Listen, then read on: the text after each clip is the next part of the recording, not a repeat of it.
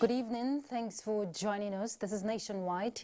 I'm Ruth, Aguele. Let's begin with education. House of Representatives Committee on Basic Education has given Kano State Government a pass mark for optimum utilization of basic education funds. Now, this was during a courtesy call on Governor Abdullahi Umar Ganduje at the Kano Government House. Let's hear more from Abdullahi Mustafa. Members of the House of Representatives Committee on Basic Education are on a 3-day oversight tour of projects being undertaken with the Universal Basic Education Fund in the state. Between the airport and the Government House, Chairman of the committee, Professor Julius Ihombere, disclosed members inspected 6 schools and we are impressed by what they saw. We are proud of you for showing the way. That is how it should be. Because you are giving us value for money and putting the money exactly where your words and actions are. He commended Kano State Government for prompt payment of counterpart funds and utilizing same in the development of education infrastructure. We don't have any outstanding matching grant to be paid to you back. Governor Ganduje also informed the visiting federal lawmakers that in addition to 26% budgetary allocation to the education sector, additional sources have been created to meet its increasing demands. In Kano, Abdullahi Mustafa, NTA News. The Northeast Development Commission says it will continue to provide the required intervention in critical sectors based on the needs of the respective states in the Northeast. The Executive Director of Operations, Miwada Omar, stated this during an inspection visit to some projects carried out by the Commission in Adamawa State. Osman Mukhtar reports. Of people displaced as a result of the activities of insurgents led to the influx of more pupils and students to various schools in some parts of the region. A situation resulted to inadequate classrooms in the affected public schools. This necessitated the request by the Adamawa State government to the Northeast Development Commission to provide additional classrooms to some selected schools so as to meet the increasing demand of the classrooms. To this end, contract was awarded for the construction of block of 3 classrooms with office accommodation at different communities in Yola North, Yola South, Gire, and Fufuro local government areas of Adamawa State.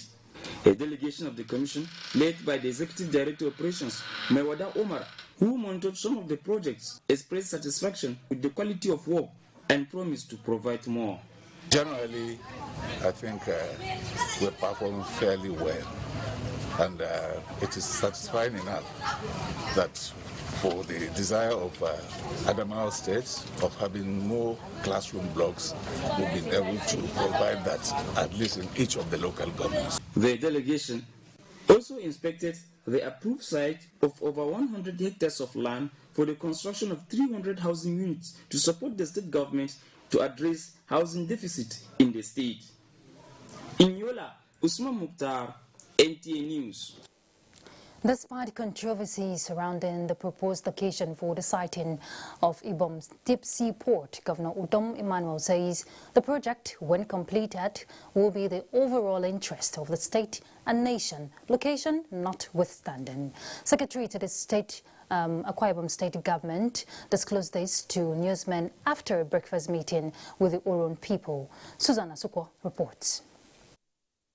Following series of controversies surrounding the location of the Ibom Deep Sea Port and the agitations from the Oro Nation, Governor Udom Emmanuel, in a breakfast meeting with leaders from the 5 local government areas that make up the Oro, deliberated on the different issues raised by the people of Oro. Speaking on behalf of the governor, Secretary to the state government, Emmanuel Ekuem, hinted that the seaport is part of the Ibom brand. He disclosed that the meeting with the governor has allayed the fears, anxieties, and agitations of the people of Oro Nation as issues bordering on the location and operations of the seaport has been addressed. The meeting of today, with his excellency the governor, with the map that each person had, showed clearly that this seaport is about 2.5 kilometers away from the motorable part of the Uyen Road after Universal Energy, here within Mbo local government area of Akwa Ibom State. We have discussed at length And we have resolved that we have to move, as a team, we have to move forward, and that there is going to be a town hall meeting that His Excellency has agreed to come and address your own people. In Uyo, Susan Asukwa, NTA News.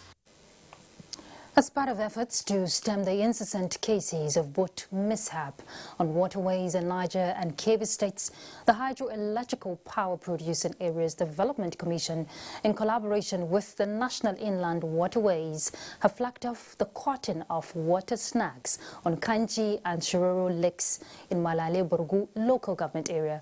Kabir Abdullahi, who monitored the exercise, reports that boat mishaps in the affected communities over the years have led to wanton loss of lives and property. Kanji Lake, located between Niger and Kebbi State, is one of the largest marine reservoirs that has been in existence for about 6 decades. Because of its strategic location over the years, the lake has stimulated commercial activities among the adjoining communities and beyond. This is, however, not without devastating consequences. Records show that this year alone, about 100 people have lost their lives in boat mishap on the lake due to impediments caused by water snag. It is in an effort to nip the root cause of the devastation in the board that the Hydroelectric Power Producing Areas Development Commission, in collaboration with the National Inland Waterways Authority as well as the host community, flag up the removal of water snags. We are doing a lot of public enlightenment to see that people take precautionary measures when traveling on the river line. Work is divided into lots, 5 lots for Niger and 5 lots for Kebbi State. Members of the community who described the initiative as immemorable applaud the President Muhammadu Buhari-led administration for the full realization of Hyperdeck. Something you have been looking for and has come to be a reality. All you need is to appreciate God Almighty and appreciate those who have made it a reality too. Today we are happy that this administration of President Muhammadu Buhari was able to come and bring succor to the people. In demonstration of the importance of the 2 states attached to the project, representatives from the National Assembly were fully on ground to ensure the success of the exercise. To reduce this risk, to remove it completely, I think is the best thing that will happen to our people. Hyperdeck became fully operational 11 years after it was established. From Nibusa, Borgu local government area of Niger State, Kabir Abdullahi, NTA News.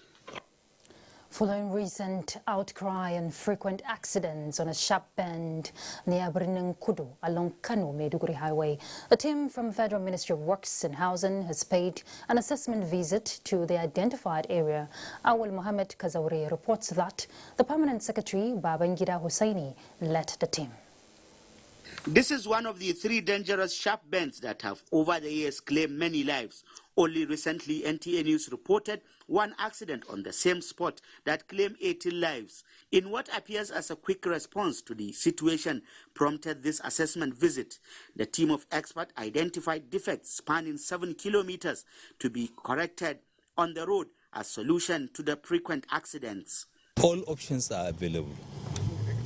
On matters of public interest, I believe nothing should be left untouched. This is a national project and this affects the lives of Nigerians. And in line with the commitment of the present administration, the lives and the welfare of Nigerians are uppermost. So we are not leaving anything to chance. The immediate community of Kudu commended the federal government for its immediate response to address the problem.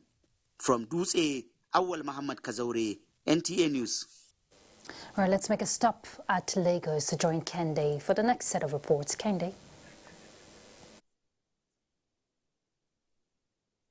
Hello, Ruth.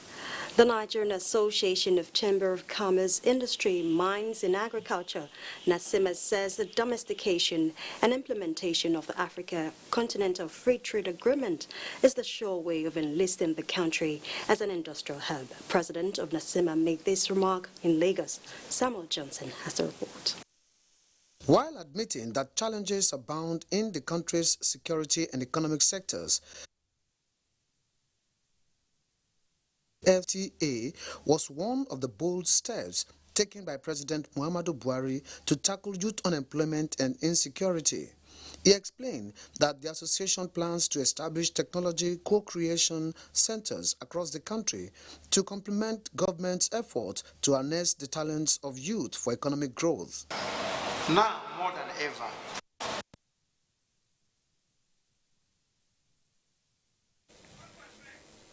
All right, we apologize for the loss of signal there. Let's take a break.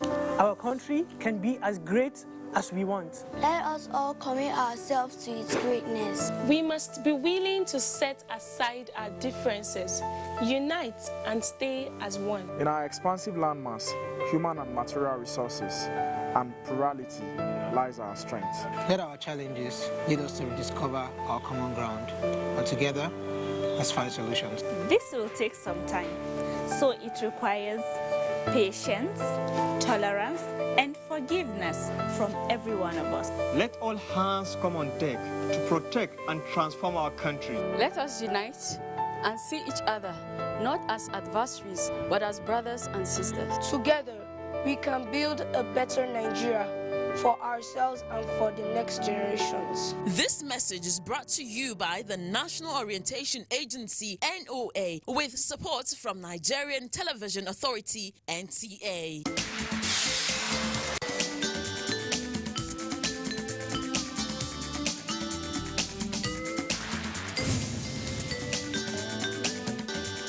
The Petroleum Industry Bill and its prospects for Nigeria. What are the critical issues involved? Find out on the NTA Tuesday Live this week. Tuesday Live, every week at 10:30 p.m. It promises to be incisive and educative. Join us.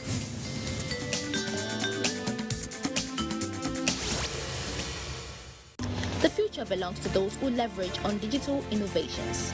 Digital Peers International presents DigiTest Online 2021, an online summer camp that brings ages 8 to 18 together across Nigeria, Canada, US, and more countries. Theme: Digital Skills, Pathway to Prosperity. Date: 8 to 16 August 2021. At DigiTest, kids and teens will unearth their potential to create digital products with possibilities of making profits online. Participation would be virtual with few physical non-residential at the DigiTest Center, Abuja, and we all enjoy a level playing field to compete with students across the globe. Lots of prizes to be won. Give your kids an opportunity of a lifetime today for only 5,000 Naira for virtual and 20,000 Naira for physical.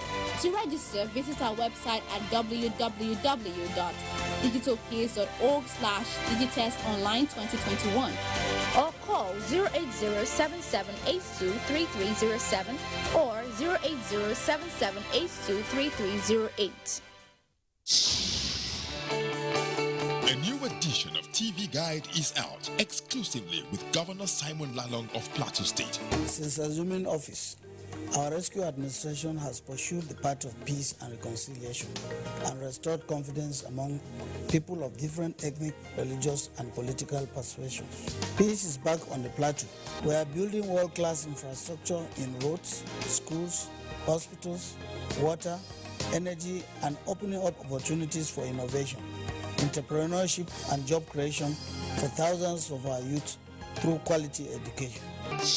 The edition is a compendium of mind-blowing stories for your reading pleasure, ranging from entertainment, economy, sports, media, politics, family, and lots more. Pick up a copy and keep abreast with issues and trending features within our space. TV Guide, very incisive, very educative and compelling. Grab a copy at the vendor near you or any NTA station nationwide. TV Guide, your indispensable companion.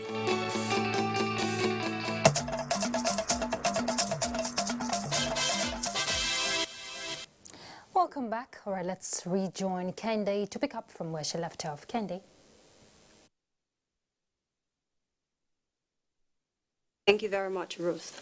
The Nigerian Association of Chamber of Commerce, Industry, Mines and Agriculture, NASIMA, says that domestication and implementation of the African Continental Free Trade Agreement is the sure way of enlisting the country as an industrial hub. President of NASIMA made this remark in Lagos. Samuel Johnson has the report.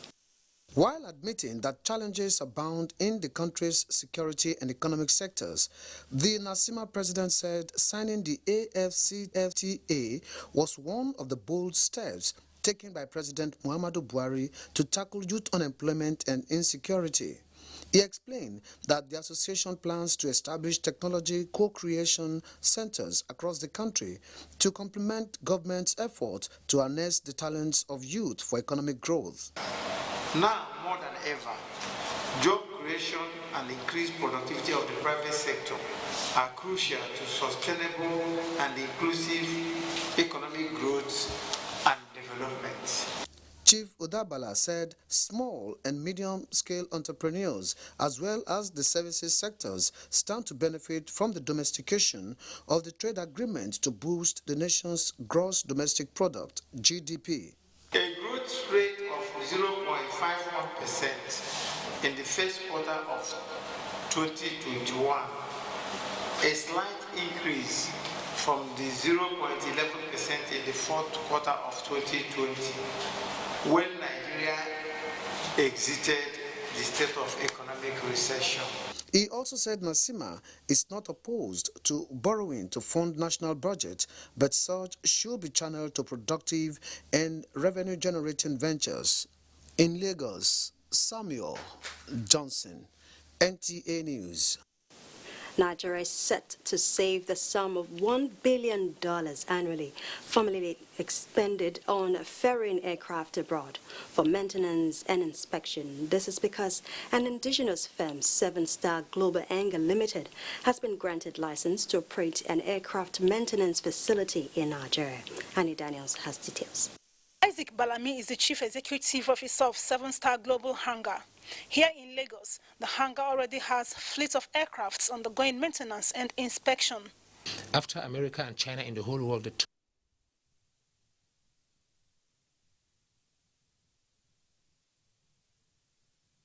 We seem to have lost signal again, but let's pick up from here. The Governor Mai Mala Buni-led All Progressives Congress caretaker and extraordinary convention planning committee has inaugurated the 3-member committee to run the affairs of the party in Zamfara State. Salihu Abdullahi Gwanara reports. State. Salihu Abdullahi. James Akpa Odoedehe, National Secretary, APC Caretaker Committee, inaugurated the committee on behalf of Governor Mai Mala Buni, said ongoing defections into the APC shows that it is a party of choice for Nigerians, particularly those with progressive tendencies. He challenged members of the committee to key into the transformation process of building peace amongst all in Zamfara State. For those who have been selected to pilot the affairs of the party, you have a duty to be fair and just in your new office and to allow the constitution of our party to be your guide, as well as the terms of reference. We are going to kick off from today, and we are going to go door to door to ensure that everybody is being taken along. Similarly, like other concerned members of the APC, sustaining and displaying the political maturity and adding value to the peace building of the Governor Mai Mala Buni-led Caretaker Committee is what Senator Ahmed Sani Yerima is advocating for. The constitution of APC is very clear. President is the leader of APC in Nigeria, and every governor is leader of APC in his state. Now Matawale is there. He's the leader of the party as per APC's constitution. And this crisis that happened, the crisis that happened in 2019 election will not happen again. Once you are just and fair to all, you make sure that you allow free and fair election, there will be no problem. He denied crisis in the state chapter of the APC over Governor Bello Matawale's defection to the party and urged members to make the party's constitution supreme in managing the affairs of the APC. In Abuja, Salihu Abdullahi Gwanara, NTA News. Chief Justice of Nigeria, Justice Ibrahim Tanko Muhammad, says proper conduct of the nation's new judicial officers will be evaluated just as equally as their knowledge of the law. He stated this at the opening of an induction course for new judges and caddies of various jurisdictions in Nigeria. Femi Okewo has the story. The attendance is about 150. Judges of various federal and state high courts, customary courts of appeal, and caddies of Sharia courts of appeal appointed in the last 1 year. This course is a basic requirement for the judges to assume their judicial duties. And this, the Chief Justice of Nigeria says, is to make them all-round judges and to know the essence of good conduct. We have been taking notice of this for a very long time. Remember, this is the very sole aspect that has moved you from your station. This is the first physical interaction of judges at the National Judicial Institute since March last year, when the COVID pandemic set in. Other workshops have been held virtually. Any society like ours depends on a greater extent on law and order, which essentially boils down to what the judges do in the temple of justice to maintain orderliness in the society. The theme of this workshop is inculcating judicial excellence in newly appointed judicial officers. In Abuja, Femi Okeowo, NTA News. The Ogun State Judicial Panel of Inquiry on Alleged Police Brutality and Human Rights Violations has recommended payment of 218 million naira as damages to 42 petitioners for alleged police brutality and other related offences against them. Now, this was contained in the report submitted to Ogun State Governor Dapo Abiodun in his office by the panel. Let's hear more from Yemi Dalemo.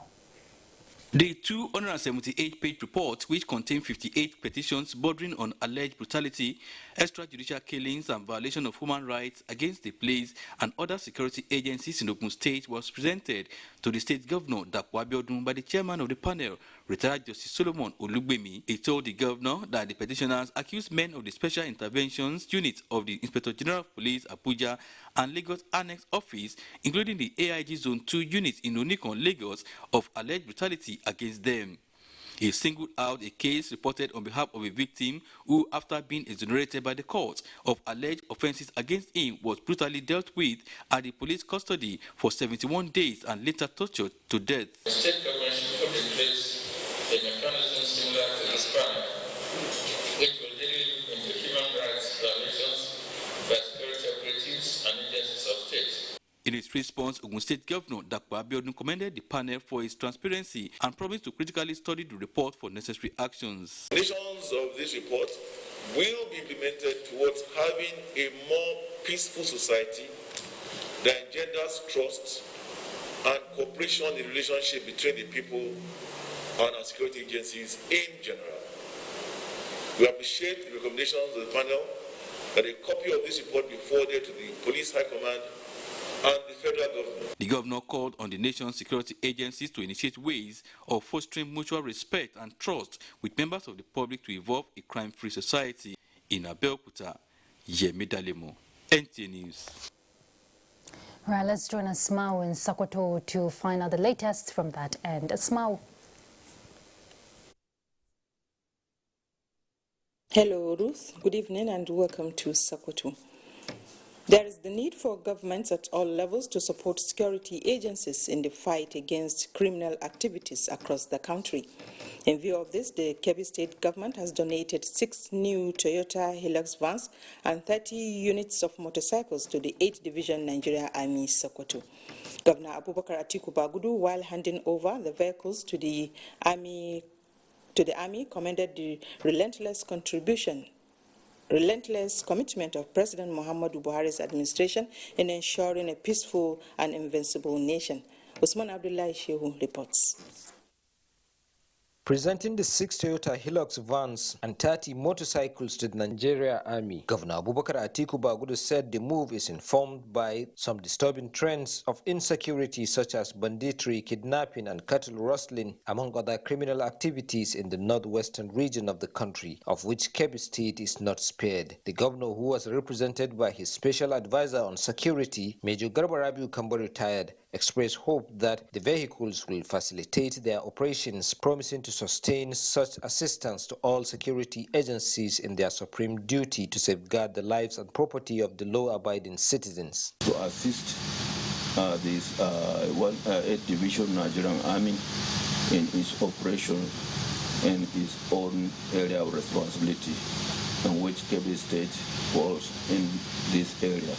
Governor Bagudu equally appealed to the people of the state to play their part by offering reliable information to security agencies for prompt and timely intervention. The General Officer commanding 8th Division Nigeria Army Sakkwato, Major General A.U. Yusuf, represented by the Brigade Commander 1 Division Gusau, Brigadier General Isiaka Awola B. Olatunji, thanked the state government for the gesture, expressed appreciation for the support to the army for the success of its operations. It could be recalled that Kebbi State government recently extended similar gesture to the police command in the state. Usman Abdullahi Shehu, NTA News.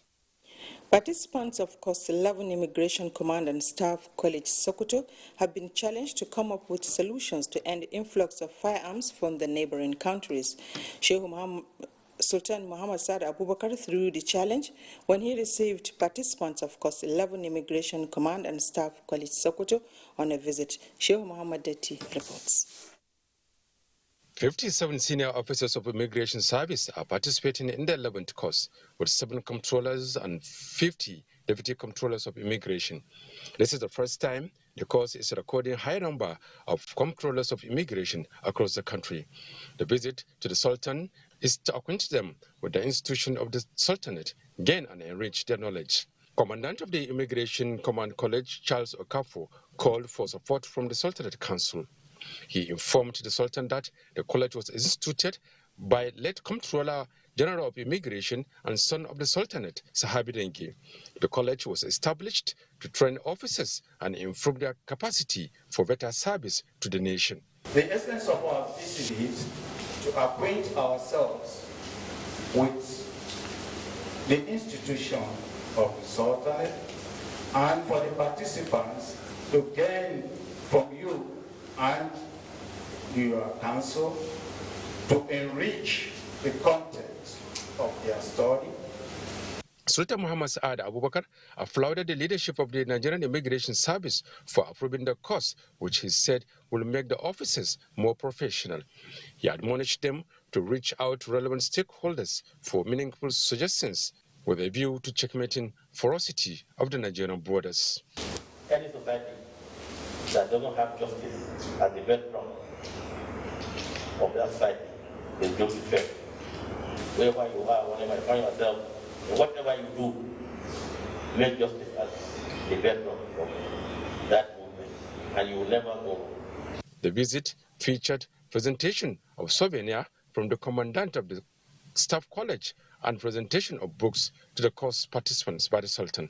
In Sokoto, Sheikh Muhammad Detti, NTA News. And that's it from here. It's back to Ruth in Abuja. Thank you, Asmau. Right, let's make a trip to Kaduna. Days after the collapse of a section on Rigachikun Bridge along Kaduna's Zaria Highway, work is yet to start to fix it. And we hear motorists plying the route are contending with heavy traffic. Now we join our correspondent via telephone, Hamza Musa Makarfi, for an update on the bridge. Hamza, what is the situation right now? Thank you very much, Ruth. The motorists are not behaving too badly right now. Okay. But there is the urgent need for traffic officials to be here because any moment from now, the situation will get chaotic. And of course, you know, the disposition of some drivers, quickly they will, you know, create the unnecessary situation here that will bring about further gridlock along this corridor. And let me quickly characterize this part of the country where we have this important infrastructure of the bridge connecting the south with the north. The distance of the bridge is not more than 10 meters, But of course, the importance cannot be underestimated in terms of the connection that it provides in moving the economy, cementing relationships, allowing people to exchange, visits to different parts of the country. So that's why this bridge is crucially important. In fact, what the Onitsha Bridge is to that part of the country, so is this bridge.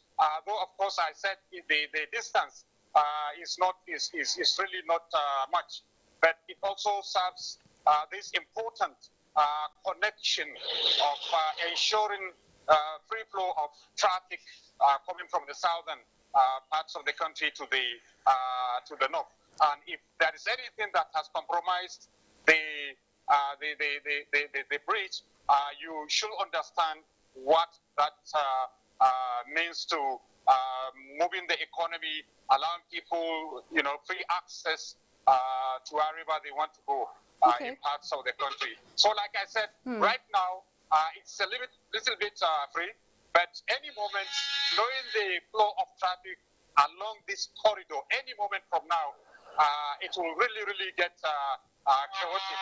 And anywhere traffic officials are in this Kaduna, they should have some they should have some attention, in this area. Okay, Hamza.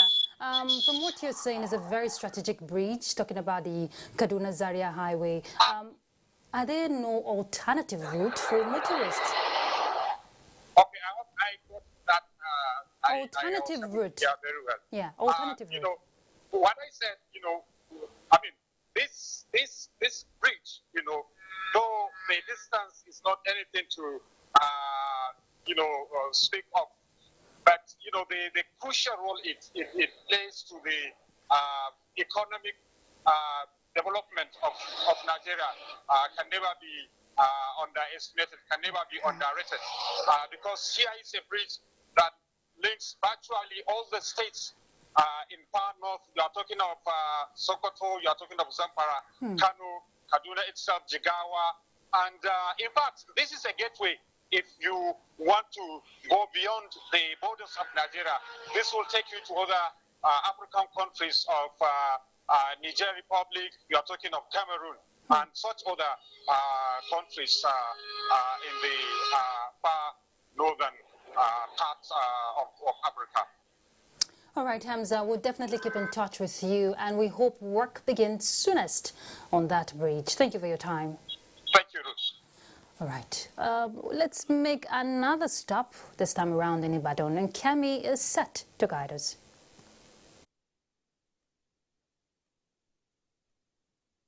Thank you, Ruth, and welcome to Ibadan.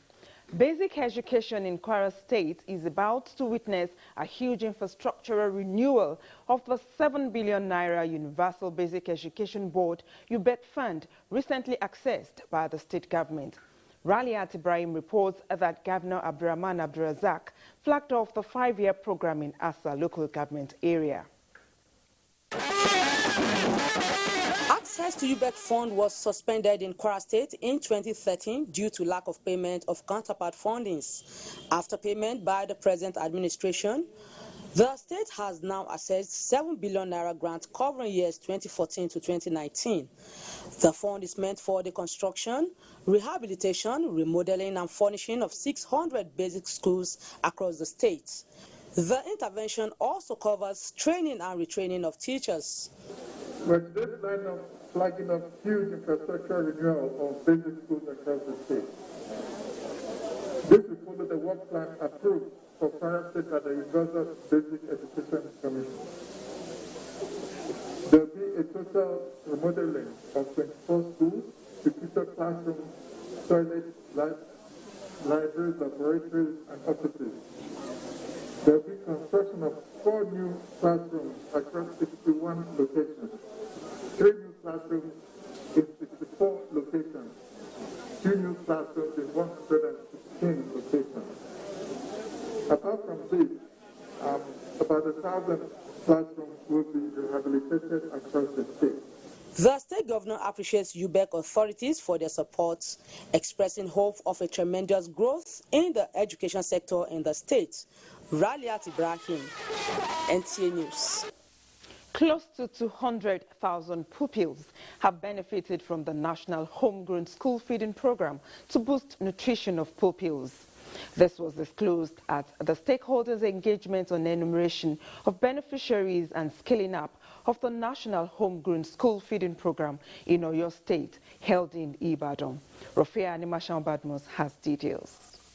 The initiative of the federal government on the implementation of the 4 clusters National Social Investment Program are designed to lift vulnerable Nigerians out of poverty.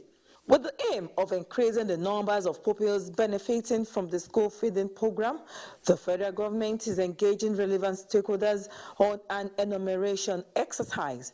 This is aimed at enrolling and to capture pupils that have been fed, which will help create a more concrete and reliable data.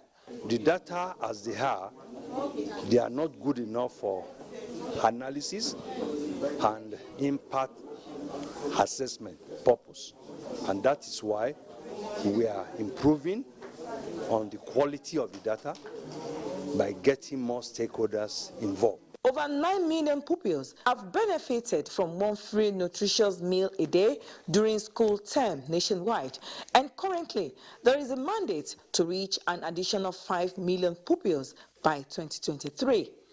In Ibadan, Rofia Animashan Badmos, NTA News.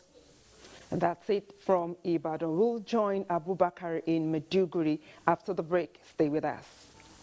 Broadcast media ecosystem is dynamic and requires continuous training for practitioners to perform optimally. NTA TV College Jos invites relevant officers to the following specially packaged training programs. Basic Directing Techniques, date 2nd August to 27th August 2021, 4 weeks. New Technologies, Optical Fiber, IP Technologies, Automation Storage Management and Wireless Technology, date 9th August to 13th August 2021, 1 week.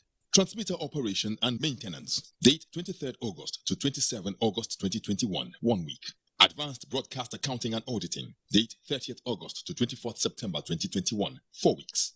Emotional Intelligence for Workplace Efficiency, date 6th September to 17th September 2021, 2 weeks. The course fee for the 4-week course is 100,000 naira per participant. The fee for the 2-week course is 80,000 naira, while the course fee for the 1-week course is 60,000 naira only, accommodation inclusive. The venue for all courses is the serene and secure environment of NTA TV College near Old Government House, Rayfield, Jos. For more inquiries, please call 0803-079-5335 or 0806-980-9807. NTA TV College, Jos, training you to be the best you want to be. Your kids are smart. Your kids are creative. Your kids are business savvy. Now they get a chance to prove it and maybe even start their own business. The goal of the Emerging Africa competition is to raise a new breed of industrialists. Upload a video of your child pitching a business idea or showcasing an existing business to get a chance to enter the 3-week boot camp where final winners will emerge. Admission is free. Age range is 10 to 17 years. Entries open June 28th, 2021 and ends July 17th, 2021. Bootcamp opens August 8th and ends August 28th, 2021. For more information, visit our website www.teacompetition.org, our Facebook page TA Competition, our Instagram The Emerging Africa. For inquiries and sponsorship, call 0803-545-8855 or 0817-678-8284.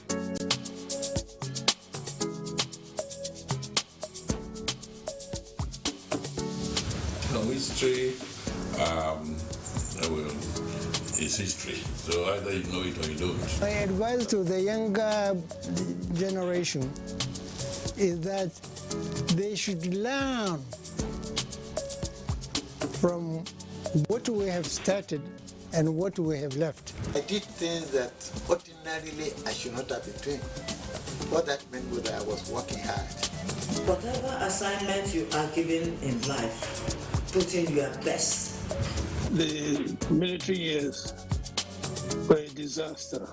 Smoldering effects of all that is what we are trying to cure.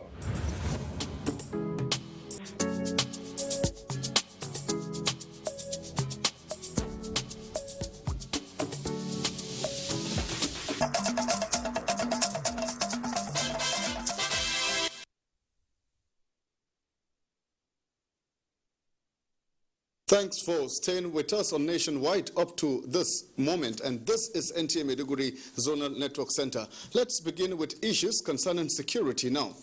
Theater Commander Operation Hadinkai, Major General Christopher Musa, has called on both local and international non-governmental organizations to operate within the ambit of the security rules and guidelines of the military in northeast Nigeria. General Musa made the call when he hosted members of NGOs operating in the northeast at a maiden interactive session in Maiduguri. Memuna Garba completes the story. The interactive session was organized ways in curbing insecurity and humanitarian challenges, as well as enhancing civil-military cooperation. Theater Commander Operation Hadinkai, Major General Christopher Musa said the interactive session became necessary among stakeholders in the face of daunting security and humanitarian situation confronting the region. General Musa urged the NGOs to operate in accordance with international humanitarian procedures and assured them of his support.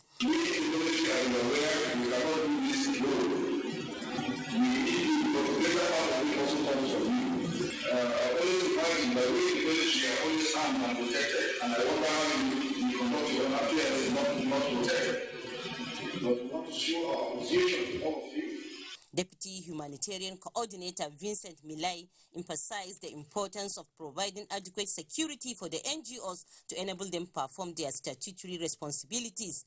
He said such interaction will help create a platform for the NGOs to make suggestions on practical ways to monitor and report issues as they occur. Meanwhile, the theater commander has hosted members of civil society organizations, Civilian Joint Task Force, Vigilante Group, and members of the Christian Association of Nigeria to a round-table discussions aimed at ensuring all stakeholders involved in both kinetic and non-kinetic operations to work in synergy towards bringing to a decisive end all forms of terrorism and criminal activities in the region. In Maiduguri, Maimuna Garba, NTA News. Away from issues that have to do with security for now, the Northeast Civil Society Forum has urged citizens and groups to explore constituted processes and civilized avenues of constructive engagement while demanding transparency and accountability from established governmental agencies that are legally vested with the responsibilities of charting the course of progress. This was the summation of the forum at the end of a two-day retreat for all civil society organizations in the entire Northeast, held in Maiduguri, the Borno State capital. Jadwa John Jesney has more details. The Northeast Civil Society Forum, an established umbrella organization of all registered civil society organizations and groups in the Northeast sub-region, is an instrumental avenue for ensuring transparency, good governance, monitoring of government policies and actions for the overall development of the citizenry. Following the two-day retreat, the Northeast Civil Society Forum chairman, Ambassador Ahmed Shehu, drew the attentions of government and people of the 6 states on the need to disregard activities of faceless organizations inimical to the development of the region. The forum condemned the alleged activities of a group parading itself as Northeast Vanguard for good citizens and groups that have concerns and issues to explore constituted processes and civilized avenue of constructive engagement while demanding transparency and accountability. While commending international partners, the Northeast Development Commission (NEDC) and donors for their support to the region, the organization stressed the need for localization of support and strengthening of existing relationships and synergy in addition to establishment of mechanisms for accountability.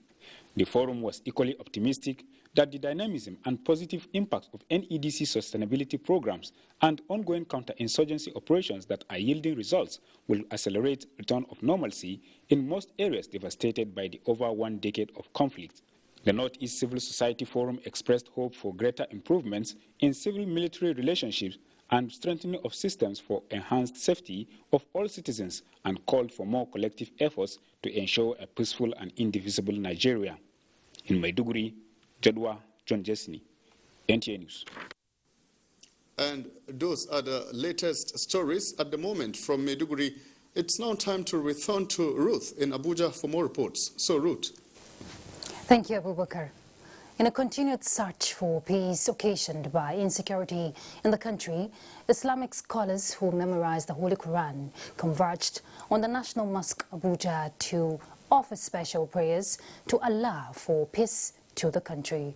The special prayers, which is at the instance of the National Board for Arabic and Islamic Studies, is a prelude to a stakeholders' national conference on the role of Arabic education in advancing peace and harmony in Nigeria.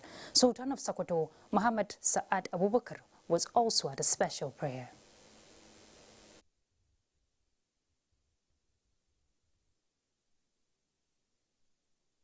To our understanding, it is only prayer that can solve our problems in this country.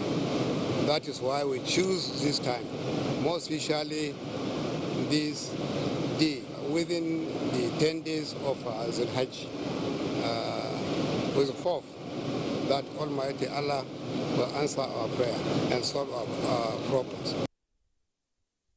This national conference is expected to feature prominent Nigerians who will add their voices on the way forward with regard to the present security challenges. Well, security experts have advocated the use of drones to track the movements of bandits and kidnappers with a view to preventing them from carrying out mass abductions. The experts, while discussing tracking ransom payments to kidnappers on NTA's Good Morning Nigeria, also want high-tech